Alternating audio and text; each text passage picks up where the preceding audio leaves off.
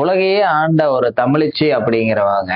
But நம்ம மெட்ராஸ்ல தான் பிறந்திருக்காங்க. அவங்க தான் இந்திரா லூயி. அமெரிக்காவையே ஆட்டி படிச்ச தமிழிச்சி அப்படிங்கிற பேரோட சேர்த்து உலகத்துடைய சக்தி வாய்ந்த பெண்களோட பட்டியல்ல இவரும் ஒருத்தர். 1970களில் ஒரு மெட்ராஸ்ல ஒரு சாதாரண பெண்ணா பிறந்த இவங்க மியூசிக்கல் ராக் பேண்ட் அப்படிங்கிற குரூப்ல ஒரு கிட்டார் வாசிக்கிற வேலையை பார்த்துட்டு இருக்காங்க. அவங்க கனவு ரொம்ப பெருசா இருந்ததால கையில காசு இல்லாம அந்த குரூப்ல இருக்க ஃப்ரெண்ட்ஸ் கிட்ட அமௌண்ட் கலெக்ட் பண்ணிட்டு அமெரிக்கா போறாங்க. அங்க போயிட்டு ஒரு பார்ட் டைம் ஜாப் எல்லாம் செஞ்சுதான் தன்னுடைய படிப்பை முடிக்கிறாங்க. அவங்க பெப்சிகோவுடைய கம்பெனில சிஇஓ பொறுப்பேற்ற போது அந்த கம்பெனி ஒரு சாதாரண கூல்ட்ரிங்க்ஸ் கம்பெனியா தான் இருந்துச்சு. ஆனா அதை வெறும் கம்பெனியை மட்டும் பார்க்காம தன்ன மாதிரியே எல்லோரும் பெருசா வரணும் அப்படின்னு சொல்லிட்டு அவங்களோட ஃபியூச்சரை பத்தி எல்லாம் யோசிச்சு அந்த கம்பெனியை எதை நோக்கி கொண்டுட்டு போனாங்க அப்படின்னா ஹெல்தி ஃபுட்ஸுக்கு முக்கியத்துவம் கொடுக்க ஆரம்பிச்சாங்க. அவருடைய தலைமையில ஆரம்பிச்சு பெப்சிகோ கம்பெனியோட லாபம் ஒரு 80% அதிகமா போச்சு. இந்த தருணத்துலதான் அவருக்கு அமெரிக்காவையே ஆட்டி படிச்ச தமிழிச்சி அப்படிங்கிற ஒரு பட்டமும் கொடுத்திருக்காங்க.